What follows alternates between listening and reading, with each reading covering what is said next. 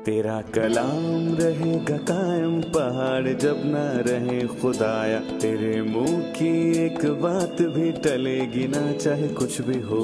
तेरी मान दिए है जिंदा सोने से भी कीमती, मेरा दिल ये दे गवाही है ये किताब अज़ीम।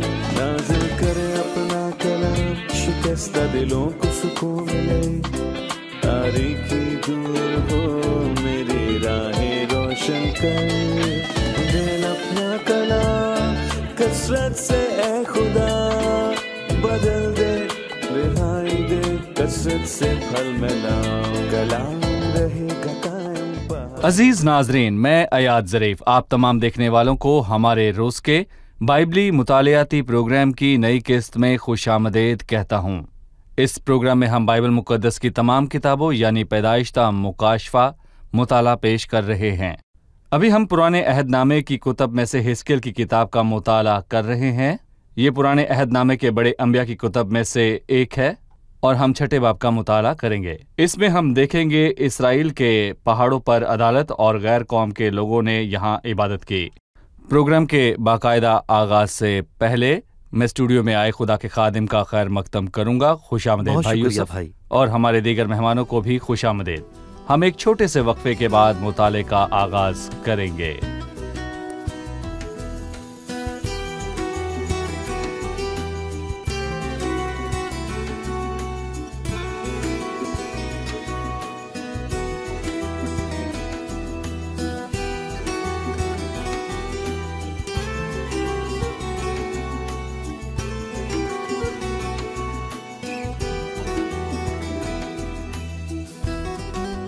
खुशामदीद भाई, हम हिस्कियल की किताब का मुताला कर रहे हैं। ये एक नबूवती किताब है और हम छठे बाब पर पहुंच चुके हैं। आप हमें छठे बाब के उन्वान के मुतालिक बताइए। हम इस बाब को ये उन्वान देते हैं कि इसराइल के पहाड़ों के खिलाफ नबूवत। और पिछले बाब के आखिरी हिस्से और इस बाब में एक ही बारे में वाज़ेह तौर पर बात हुई, और मैं नाज़रीन को ये याद दिलाना चाहता हूँ कि 5वें बाब के आखिरी हिस्से में क्या बात हुई। 5वीं आयत में अदालत का जवाज मौजूद है। खुदावंद इसराइल की अदालत क्यों करता है? क्योंकि उसने बुत परस्ती की दुनिया में उनको गवाह बनाया था, पर उन्होंने दुनिया की बाकी कौमों से ज्यादा बदकारी की और खुदा ने उनको उनके दरमियान गवाह बनाया। सही। और 5वें बाब की 5वीं आयत है। यहाँ पर लिखा है कि यरूशलेम यही है, मैंने उसे कौमों और मुमलिकतों के दरमियान जो उसके आसपास हैं रखा है, लेकिन उसने दीगर अक़वाम से ज्यादा शरारत करके मेरे अहकाम की मुखालफत की। और इसका नतीजा 9वीं आयत में है, और मैं तुझ में वही करूंगा जो मैंने अब तक नहीं किया। और अब तक नहीं किया, इसमें एक अहम असूल है, जिसको जितना ज्यादा इम्तियाज हो उसकी जिम्मेदारी दरअसल उतनी बड़ी होती जिम्मेदारी है। बिल्कुल, हमें बहुत ज्यादा इम्तियाज हासिल है, लेकिन हमारी जिम्मेदारी भी बहुत बड़ी है। और बनी इसराइल को इम्तियाज हासिल था क्योंकि खुदावंद ने उनको मुकर्रर किया था। मैंने उनमें नबियों को भेजा, वहाँ हैकल और शरीयत थी, लेकिन वो उससे मुस्तफीद ना हो सके। नतीजे में खुदावंद ने कहा, मैं तुझ में वही करूंगा जो मैंने अब तक नहीं किया और ना कभी करूंगा। और फिर छठे बाब में इसका वाज़ेह तौर पर बयान है। सही। अब मैं चंद आयत पढ़ूंगा, उसके बाद आपसे सवाल करूंगा। और खुदावंद का कलाम मुझ पर नाजिल हुआ कि ए आदमजाद, इसराइल के पहाड़ों की तरफ मुंह करके उनके खिलाफ नबूवत कर, और यूं कह के ए इसराइल के पहाड़ों, खुदावंद का कलाम सुनो। खुदावंद खुदा पहाड़ों और टीलों और नहरों और वादियों को यूं फरमाता है कि देखो, मैं हाँ ही मैं तुम पर तलवार चलाऊंगा और तुम्हारे ऊंचे मुकामों को गारत करूंगा, और तुम्हारी कुर्बानगाहें उजड़ जाएंगी और तुम्हारी सूरज की मूर्तें तोड़ डाली जाएंगी, और मैं तुम्हारे मकतूलों को तुम्हारे बुतों के आगे डाल दूंगा, और बनी इसराइल की लाशें उनके बुतों के आगे फेंक दूंगा, और मैं तुम्हारी हड्डियों को तुम्हारी कुर्बानगाहों के गिरदा गिर्द परागंदा करूंगा। तुम्हारी बुदोबाश के तमाम इलाकों के शहर वीरान होंगे और ऊंचे मुकाम उजड़ जाएंगे, ताकि तुम्हारी कुर्बानगाहें खराब और वीरान हों, और तुम्हारे बुत तोड़े जाएं और बाकी ना रहें, और तुम्हारी सूरज की मूर्तें काट डाली जाएं और तुम्हारी दस्तकारियां नाबूद हों, और मकतूल तुम्हारे दरमियान गिरेंगे, और तुम जानोगे कि मैं खुदावंद हूँ। ये मौसर कलाम है। भाई यूसुफ, शुरू में कहा गया اور خدا ان کا کلام مجھ پر نازل ہوا کہ اے آدمزاد اسرائیل کے پہاڑوں کی طرف منہ کر کے ان کے خلاف نبوت کر۔ یہاں پر اسرائیل کے پہاڑوں سے اس کی کیا مراد ہے؟ در حقیقت یہ الفاظ پہاڑوں کے لیے ہی ہیں، کیونکہ اس جگہ پر سب سے زیادہ بت پرستی تھی۔ بت پرست لوگ وہاں اپنی عبادت کرتے تھے۔ بت پرستی دراصل شیطان کی پوجا کرنا ہے۔ شیطان خود کو جلال دیتا ہے، اور ان لوگوں نے ان پہاڑوں اور ٹیلوں پر اپنے لیے بت اور مذبے بنائے۔ اور میں یہ کہنا چاہوں گا کہ یہ وہ جگہ ہے جہاں پر سب سے زیادہ بت پرستی ہوئی۔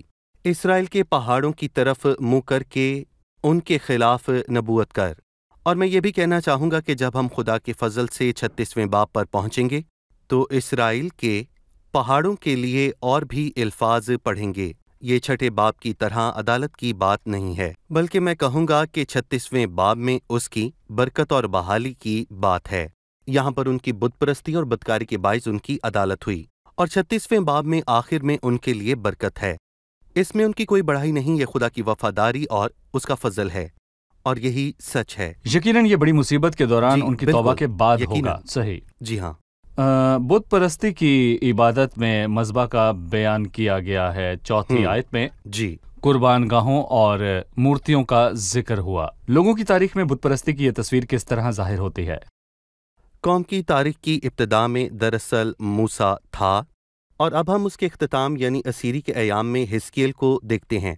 لیکن میں کہوں گا کہ موسیٰ نے احبار کی کتاب کے 26ویں باب میں اس معاملے پر بات کی، اور اگر ہم احبار کی کتاب کے 26ویں باب کو باغور دیکھیں تو اس کی 30ویں آیت میں یہ واضح طور پر لکھا ہے، اور میں تمہارے پرستش کے بلند مقاموں کو ڈھا دوں گا، اور جی، تمہاری لاشوں کو تمہارے شکستہ بتوں پر ڈال دوں گا، اور میری روح کو تم سے نفرت ہو جائے گی، اور میں تمہارے شہروں کو ویران کر ڈالوں گا۔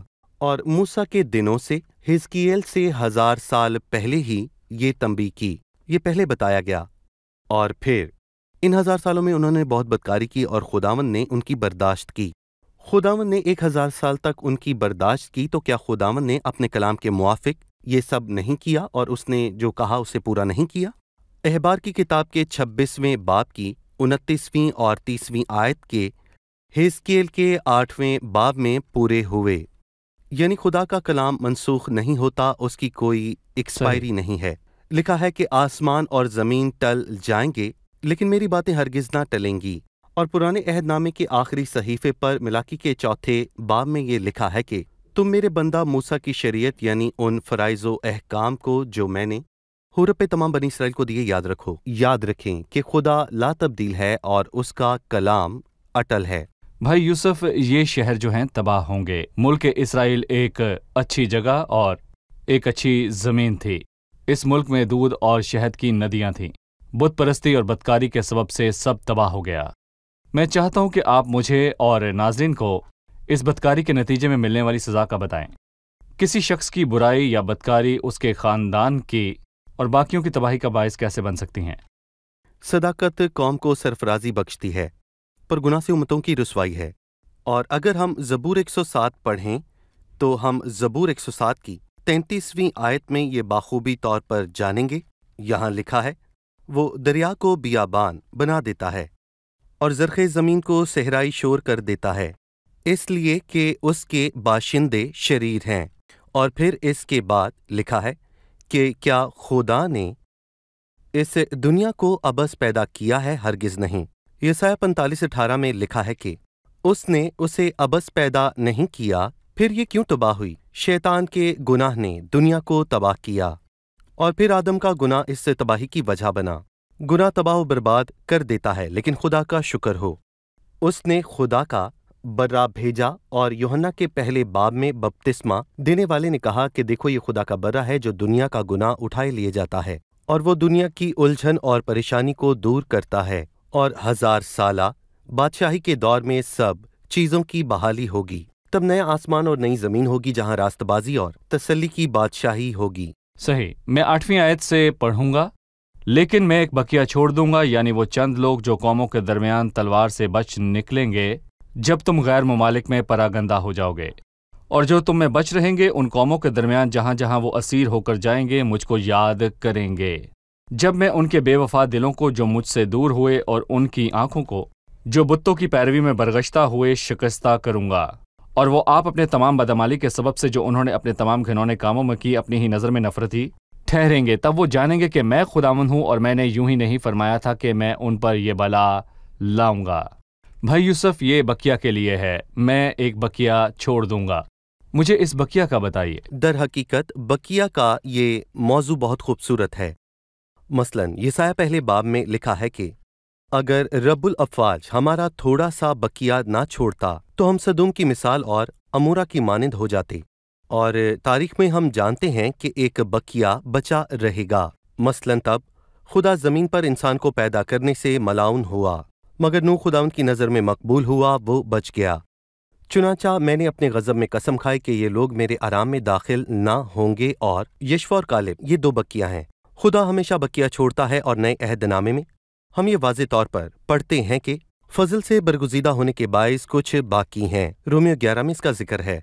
और कलीसिया के आसमान पर उठाए जाने के बाद हम एक ईमानदार बकिया के बारे में पढ़ते हैं। खुदा एक बकिया को रखता है। आज कलीसिया के दौर में भी एक ईमानदार बकिया मौजूद है। बहुत से लोग हैं जो लोगों की तालीम और उनके ख्यालात की पैरवी करते हैं, और खुदा मुकाशफा 2 और 3 बाब में फरमाता है, हाँ थोड़े से ऐसे शख्स हैं जिन्होंने अपनी पोशाक आलूदा नहीं की, वो सफ़ेद पोशाक पहने हुए मेरे साथ सैर करेंगे, क्योंकि वो इस लायक हैं। बकिया होना बहाली की अलामत है। आमतौर पर लोग गम करते हैं, पर खुदावंद ने अपने लिए एक बकिया रख छोड़ा है। एलिया ने कहा कि मैं अकेला रह गया हूँ, और खुदा ने फरमाया कि मैंने अपने लिए 7,000 आदमी रख छोड़े हैं जिन्होंने बाल के आगे घुटने नहीं टेके।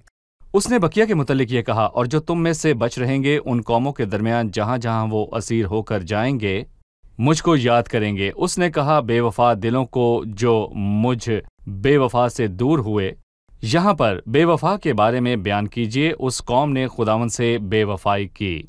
बेवफाई से मुराद वो यहोवा का नाम लेते हैं पर बुतों के लिए काम करते हैं। दुनिया में बेवफाई के मानी क्या है? इससे मुराद है कि एक औरत बाज़ाब्ता तौर पर किसी के साथ मुंसलिक हो, पर उसका दिल किसी और के साथ जुड़ा है। और बदन किसी और के साथ हो। पर अफसोस कि बनी इसराइल रूहानी तौर पर बेवफा थी और यहोवा खुदा की कौम थी, पर उस कौम ने बुतों की पूजा की। बेवफा दिल को खुदा किस तरह शिकस्ता करता है? खुदा फजल करता है और बकिया बाकी रहता है। क्या खुदा तौबा किए बगैर ही उस बकिया को महफूज रखेगा? क्या इंसान गुनाह और बुराई करे और खुदावंद अपनी मोहब्बत और रहम के वसीले उसे मुआफ़ करे? नहीं, खुदा रहीम है, पर वो पाक है और मुनसिफ और सादिक खुदा है। 36वें बाब में हम उनके बेवफा दिलों के शिकस्ता होने की वाज़े तस्वीर को देखेंगे, और फिर 16वें बाब में उस कौम के माजी और उसकी राह के फाटकों की तफसील मौजूद है। लेकिन आखिर में वो अपनी खताओं और बदकारी और नापाकी से शर्मिंदा होंगे। वो तौबा करके खुदा के पास लौट आएंगे। यही इलाही असूल है। खुदा हमेशा एक बकिया छोड़ता है। जब ये बकिया तौबा करे और खुदा के पास तौबा के अलावा जब उनके बेवफा दिल शिकस्ता हों, लिखा है अपनी ही नजर में नफरती ठहरेंगे, मतलब खुद को बुरा जानकर खुदा के रास्ते का इकरार करेंगे। तो ये तौबा है। तौबा वो अल्फाज नहीं है जो कोई कहता है कि मैंने तौबा की, मैं इकरार करता हूँ, बल्कि ये कि वो अपनी नज़र में ही नफरती ठहरें, खुद को बुरा जाने और खुदा की रास्ते का इकरार करें। मैं कहूँगा कि ये जज्बाती बातें नहीं हैं। बेशक हम इन जज्बात से इनकार नहीं कर सकते, लेकिन हम जज्बात में आकर ऐसा काम नहीं करेंगे। अब आप ये फैसला करें कि आपने ये गुनाह छोड़ना है और अपनी बुराई और खुदी से आपको अपनी बुराई को बुरा जाने मुलामत करें। अभी हम एक रिपोर्ट देखेंगे, फिर मुताले में आगे बढ़ेंगे। खुदावंद ने अपनी रहमत का वादा किया है। ये फजल के असूल पर मबनी है। वो अपने लिए एक बकिया रख छोड़ता है। माजी में हमेशा एक बकिया रहा है। इसमें दानियल, हिस्केल, यर्मिया, अज़रा और नहमिया जैसे लोग रहे। उस दौर में वो बकिया फजल से चुना जाता है, जैसे पौलुस रसूल ने कहा। बस इसी तरह इस वक्त भी फजल से बरगुज़ीदा होने के बायस कुछ बाकी हैं। कलीसिया के आसमान पर जाने के बाद जब खुदावंद आकर जमीन पर मौजूद उन लोगों से अपना रिश्ता बहाल करेगा जो कफारे के दिन पर तौबा के आंसुओं के साथ लौटेंगे, बड़ी मुसीबत में भी एक ईमानदार बकिया बाकी होगा, ताकि वो खैमों की ईद पर 1000 साल बादशाही की बरकत में शामिल हो सके।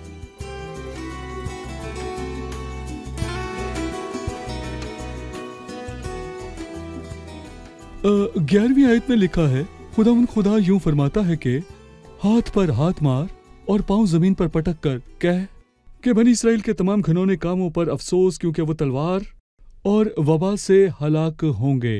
हाथ पर हाथ मार और पांव जमीन पर पटकने से क्या मुराद है? जी भाई यूसुफ। हाथ पर हाथ मार और जमीन पर पांव पटक। जी क्या ये जाहिर करता है कि इसकी क्या अहमियत है? हाथ पर हाथ मारना, इसको किसी तस्दीक के लिए इस्तेमाल करते हैं और उस वक्त ये दो सूरतों में इस्तेमाल किया जाता था। इसको इन सूरतों में इस्तेमाल किया जाता था जब कोई बहुत अच्छी खबर हो या फिर कोई बहुत ही बुरी खबर मिल जाए। अब हम इसको सिर्फ अच्छी खबर पर करते हैं और गिनती की किताब के 24वें बाब में हम वाज़े तौर पर ये पढ़ते हैं कि बालिक और बलाम को ले आया ताकि वो बनी इसराइल पर लानत करे, पर उसने बरकत दी, दूसरी बार भी बरकत दी और तीसरी बार भी बरकत दी। तब बलक को तैश आया, वो ये बर्दाश्त ना कर सका और गिनती के 11वें बाब में ये वाज़े तौर पर लिखा है, तब बलक को बलाम पर बहुत तैश आया और वो अपने हाथ पीटने लगा। और यही ख्याल यहाँ मौजूद है। हाथ पर हाथ मारा और जमीन पर पांव पटका, यानी वो इस हालत से खुश नहीं। भाई यूसुफ, अक्सर मशरकी मजमे में कोई संजीदा खबर सुनकर हाथ को यूं ही मारा जाता है, कुछ हाथ पर हाथ मारते हैं, कुछ दीवार पर सर मार देते हैं। सही, क्या ऐसा नहीं? ठीक है। और मैं इसी तरह एक और तस्वीर के बारे में सोच रहा हूँ। ज़बूर 47 में लिखा है कि ऐ सब उम्मतों तालियां बजाओ। और मैं अक्सर कहता हूँ कि जब कोई बहुत अच्छी खबर हो तो हम अक्सर तालियां बजाते हैं, और जब कोई बुरी खबर हो तब भी हम तालियां बजाते हैं। दरहकीकत ये जज्बात का इजहार करना है। आपने कोई बात सुनी और आपको सुनकर उदासी हुई, तो आपने इसका इजहार कैसे किया? जब आपने ये अल्फाज सुने तो आपने अपने हाथों पर हाथ मारे या फिर आपने अपना पांव जमीन पर पटका? भाई यूसुफ, अक्सर लोग जब किसी माबूद की परस्तिश करते हैं या किसी बुत की पूजा करते हैं तो उनका मकसद होता है कि वो उनको कहत या काल से बचाए। खुदा उनको हर तरह की वबा से बचाए और उन्हें हर तरह के खतरात से महफूज रखे। लेकिन यहाँ बुत परस्ती और माबूदों की इबादत के बाद वो भूखे रहे, वो तलवार और काल से मरे। खुदा के अलावा किसी और पर तकिया करने का यही अंजाम है। दरहकीकत ये बेवफाई है, और ये हमारे लिए हैरानकुन बात नहीं, क्योंकि हम यर्मिया की किताब में वाज़े तौर पर ये पढ़ते हैं कि ये असीरी के बाद हुआ और वो मुल्क मिस्र को गए और ये उनकी बदी के बायस हुआ। उन्होंने यर्मिया से कहा कि जब हमने आसमानों की मलका के लिए बखूर ना जलाया तो हम पर ये मुसीबत आई। ये सब हमारे साथ आखिर क्यों हुआ?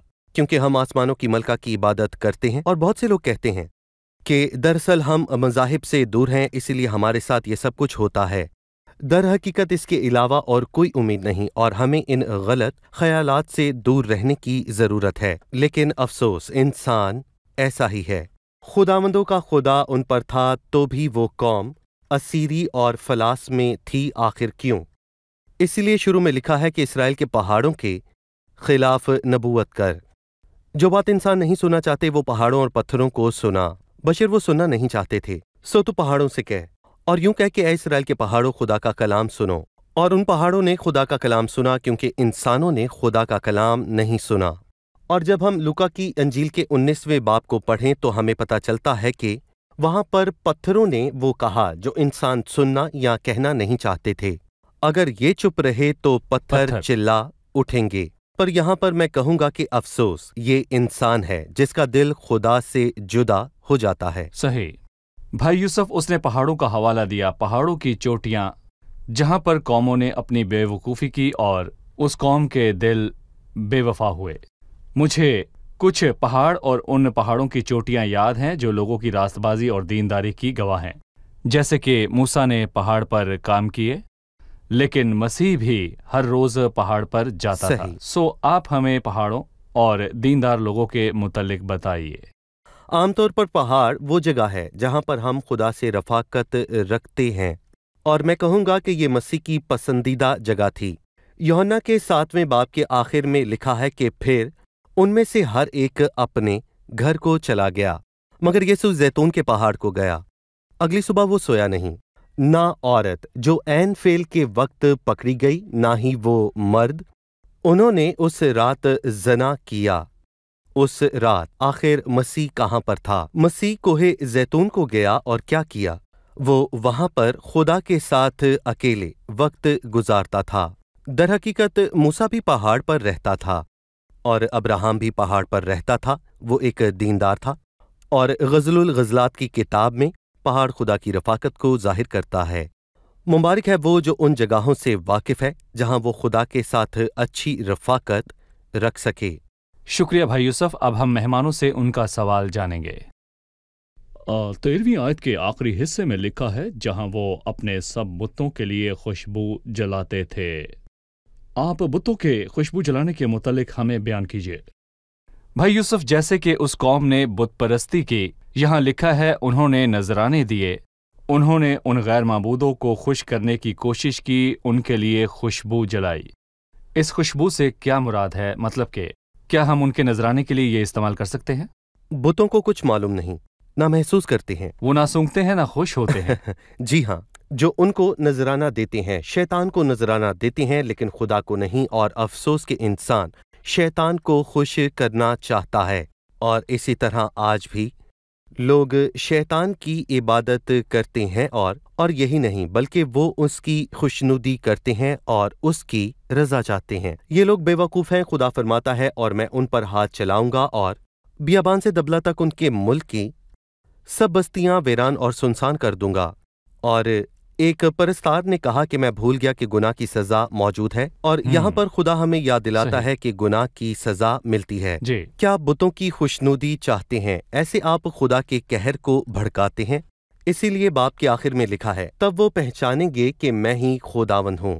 یہ آیت 6 اور 7 میں 7 مرتبہ آئی۔ آئے ہم 6 کی آیت 7 دیکھیں۔ اور مقتول تمہارے درمیان گریں گے اور تم جانو گے کہ میں خدا ہوں۔ اور 10ویں آیت، تب وہ جانیں گے کہ میں خداوند ہوں۔ اور 13ویں آیت میں لکھا ہے، تب وہ پہچانیں گے کہ خداوند میں ہوں۔ اور پھر 7ویں باب کی 4 آیت میں لکھا ہے کہ تاکہ تم جانو کہ میں خداوند ہوں، اور تم جانو گے کہ میں خداوند سزا دینے والا ہوں۔ اور پھر باب کے آخر تک وہ جانیں گے کہ خداوند میں ہوں۔ خدا عدالت کرتا ہے تاکہ لوگ یہ جانیں کہ خداوند خدا قدوس خدا ہے، اور وہ بدی کو دیکھ کر خاموش نہیں رہتا۔ لکھا ہے، تیری آنکھ ایسی پاک ہے کہ تو بدی کو دیکھ نہیں سکتا۔ شکریہ بھائی یوسف۔ اب ہم مہمانوں سے ان کی رائے جانیں گے۔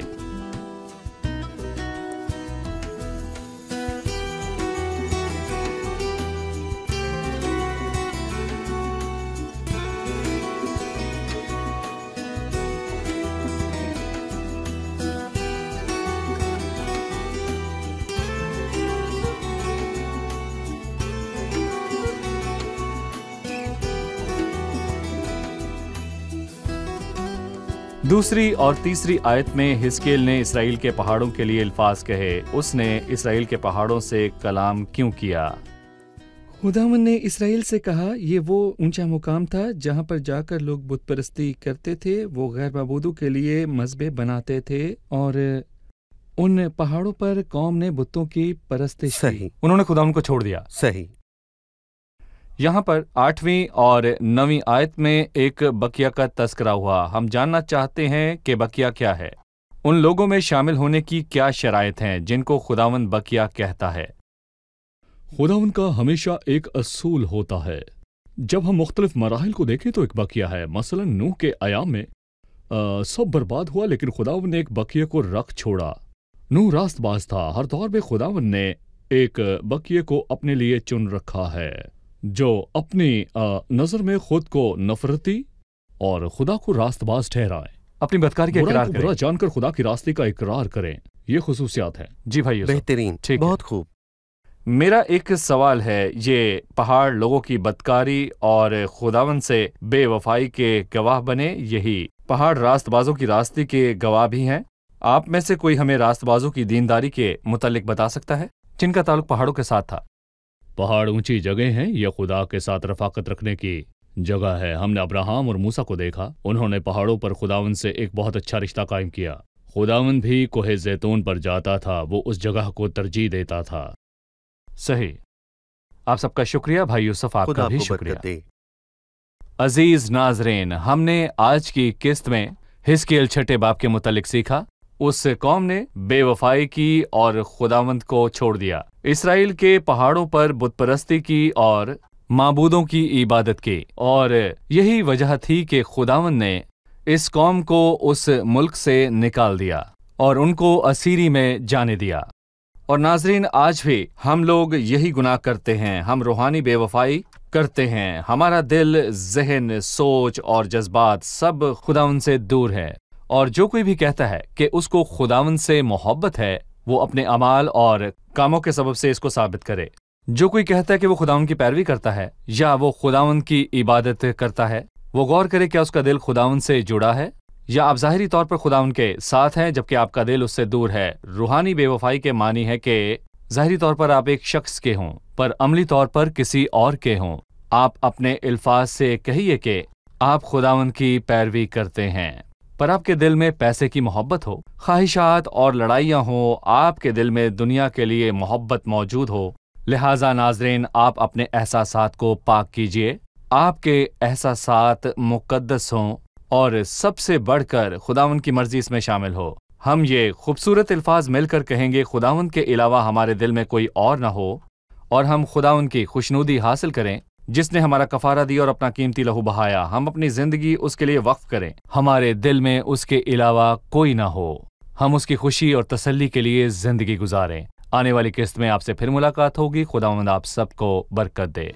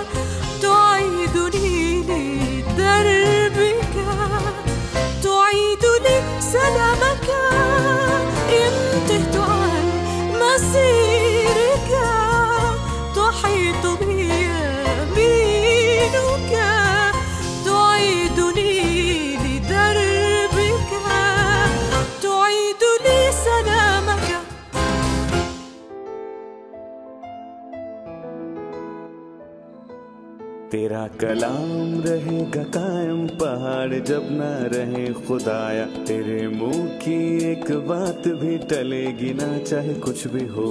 तेरी मान दिए है जिंदा सोने से भी कीमती, मेरा दिल ये दे गवाही है ये किताब अज़ीम। नाज़िल करे अपना कलाम, शिकस्ता दिलों को सुकून मिले, तारीकी दूर हो मेरी राहें रोशन कर। दिल अपना कलाम कसरत से ए खुदा बदल दे, रिहाई दे कसरत से फल मिला। कलाम रहेगा कायम पहाड़ जब ना रहे खुदाया, तेरे मुंह की एक बात भी टलेगी ना चाहे कुछ भी हो।